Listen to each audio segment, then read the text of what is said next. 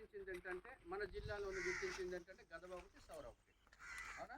అయితే మన మండలంలో సౌరలు లేరు, గదవాలే ఉన్నారు, గదవాళ్ళే. ఓకేనా? కొన్ని పంచాయతీలు ఉన్నాయి, మార్కండపుట్టిలో ఒక 2 ఊర్లు ఉన్నాయి, అలాగే ఇక్కడ ఒకటి ఉన్నది, అలాగే వేరే వేరే చోట్ల ఉన్నాయి, తప్పుచ్చిపేటలో ఒక మూకవలస, అలా అక్కడక్కడక్కడ ఉన్నారు. నాకంటే మీకే తెలుసు ఎక్కడెక్కడ గదవలు ఉన్నారు.